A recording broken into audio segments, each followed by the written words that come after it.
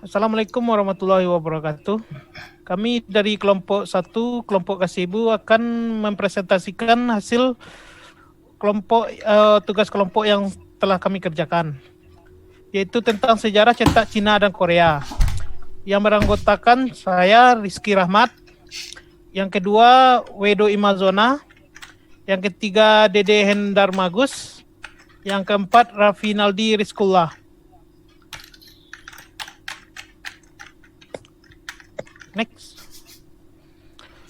Di sini saya akan mempresentasikan sedikit tentang woodblock.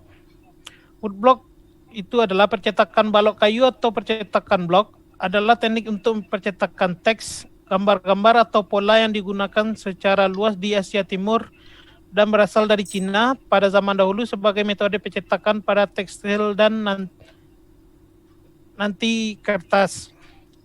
Sebagai metode percetakan pada kain, contoh paling awal yang masih hidup dari Tiongkok berasal dari sebelum 220 Masehi.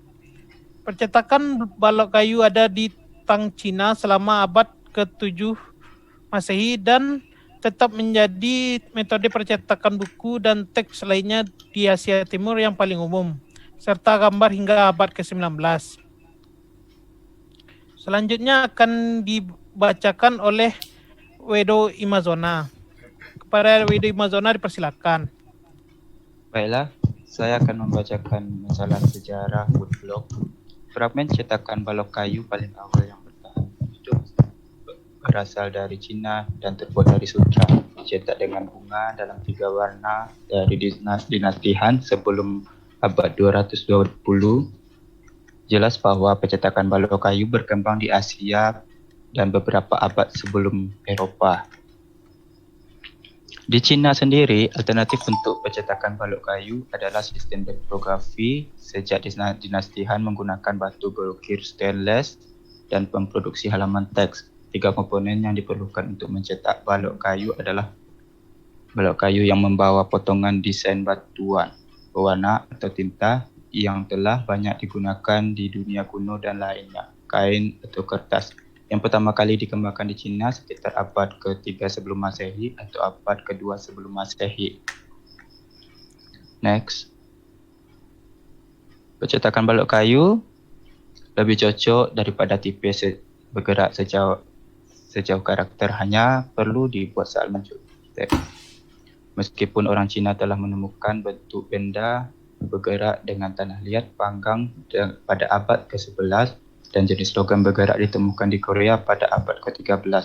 Woodblock terus menjadi pilihan karena tantangan yang berat dalam penyusunan huruf teks bahasa Mandarin dengan 40,000 karakter atau lebih. Juga, tujuan percetakan di timur mungkin lebih difokuskan pada standarisasi teks ritual seperti balon Buddhis Tripika membutuhkan 80,000 balok kayu dan kemurnian balok kayu tervalidasi dapat dipertahankan selama berabad-abad. Selanjutnya di Korea, percetakan juga dipromosikan oleh penyebaran agama Buddha Gulir yang dikenal Grid Dharani Sutra Rapi dan Murni Cahaya atau Spotlight Murni Cahaya Dharani Sutra atau Korea Hanja Mugu Jeongwang Dharani Gyeong. Saat ini cetakan balok kayu tertua yang masih ada itu diterbitkan di Korea sebelum 751 Masehi. Dalam kerajaan Silla, Sutra Dharani ini ditemukan di Pagoda Seuka Guil Balguska di Gyeongju, Korea. Guil Balguska di Gyeongju pada Oktober 1966 di dalam Seok-taga saat membongkar menara untuk memperbaiki banyak sari yang ditemukan dengan cetakan. Satu baris Dharani Gyeongmun 8-9 dicetak dalam bentuk gulungan. Tripitaka Koreana dicetak antara tahun 1011 dan 1082. Ini adalah versi utuh kanon Buddhis yang paling lengkap dan tertua di dunia. Cetakan ulang tahun 1237 sampai 1251 menggunakan 81.258 balok kayu magnolia. Diukir di kedua sisinya yang masih disimpan hampir utuh di Hangzhou.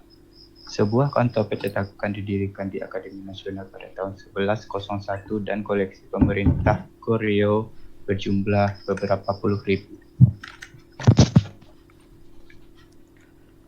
Baik, selanjutnya saya akan serahkan ke moderator. Itulah sebagian dari sejarah dari woodblock. Untuk materi selanjutnya itu tentang teknik cetak akan dibawakan oleh Raffinaldi. Kepada Raffinaldi dipersilakan. Oke. Teknik cetak. Balok kayu disiapkan dengan hati-hati sebagai bantuan pola yang berarti area yang menampilkan putih. Dipotong dengan pisau, pahat, atau amplas sehingga karakter atau gambar ditampilkan dalam hitam pada tingkat permukaan aslinya. Balok itu dipotong sepanjang serat kayu. Anda hanya perlu memusatkan tinta pada balok dan membuatnya kuat, dan bahkan menyentuh kertas atau kain untuk mendapatkan cetakan yang dapat diterima.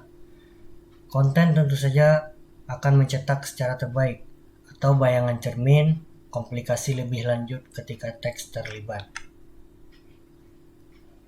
Untuk stamping digunakan untuk banyak kain, dan sebagian besar potongan kayu Eropa awal 1400 sampai 1440. Barang-barang ini dicetak dengan meletakkan kertas atau kain di atas meja atau permukaan datar dengan balok di atasnya. Menekan atau memalu bagian belakang balok. Terus gosokan. Gosokan yang paling umum untuk mencetakan timur jauh. Digunakan untuk ukiran kayu Eropa dan balok buku di kemudian hari pada abad ke-15. Dan sangat luas untuk kain. Balok ditempatkan menghadap ke atas di atas meja dengan kertas atau kain di atasnya. Bagian belakang kertas atau kain digosok dengan bantalan keras, sepotong kayu datar, pembakar, atau pelapis kulit. Lalu mencetak dengan cepat atau bisa dibilang press, sepertinya baru digunakan di Asia belakangan ini. Mesin cetak tertimbang sederhana, mungkin telah digunakan di Eropa, tapi bukti kuat masih kurang. Belakangan mesin cetak digunakan dari sekitar 1480. Seorang kepala biara almarhum Mechelen di Flanders pada tahun 1465 memiliki Unum Instrumentum ad Imprintendum Scripturas et Magnes. Jum 14 alis Lapides Printis. Instrumen untuk mencetak teks dan gambar dengan 14 batu untuk dicetak yang mungkin terlalu dini untuk menjadi Gutenberg ketik mesin cetak di lokasi itu. Oke. Untuk materi selanjutnya akan dibawakan oleh Dede Hendra Margus, yaitu tentang teknik cetak logam dan keramik. Teknik cetak keramik dan logam. Teknik cetak keramik. Biseng tahun 1990 sampai 1051 mengembangkan sistem tipe bergerak pertama yang diketahui untuk percetakan di Tiongkok sekitar tahun 1040 Masehi selama dinasti Song Utara. Menggunakan bahan keramik seperti yang dijelaskan oleh cendekiawan Tiongkok Shen Kuo tahun 1031 sampai dengan 1095. Percetakan jenis tanah liat dipraktikkan di Cina dari dinasti Song hingga dinasti Qing. Hingga tahun 1844 masih ada buku-buku yang dicetak di Cina dengan jenis keramik yang dapat dipindah-pindahkan. Namun, jenis keramik tidak digunakan selama dinasti Ming dan baru pada pertengahan dinasti Qing penggunanya dihidupkan kembali. Jenis keramik yang tidak menahan tinta Cina dengan baik dan distorsi, jenis yang terkadang terjadi selama proses pemanggangan berkontribusi dalam mencegahnya menjadi populer. Teknik cetak logam. Pencetakan jenis bergerak perunggu ditemukan di Cina paling lambat abad ke-12. Menurut setidaknya 13 temuan bahan di Cina. Dalam pencetakan uang kertas dan dokumen resmi-resmi yang diterbitkan oleh Jin tahun 1115 sampai dengan 1234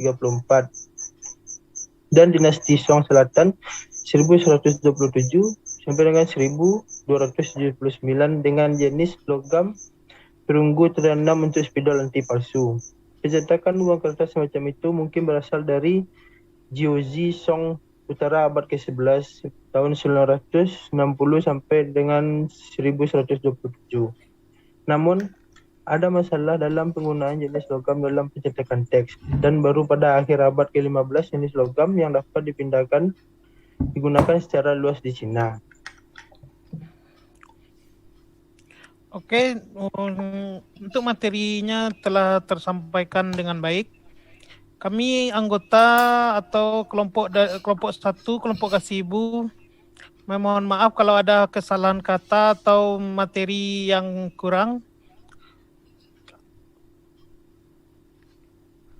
Kalau ada kesalahan, kami minta maaf, dan kalau ada yang ingin bertanya, silakan tulis di kolom komentar. Kami kelompok 1, kelompok Kasibu, mohon pamit dan sekian presentasi dari kami. Wassalamualaikum warahmatullahi wabarakatuh.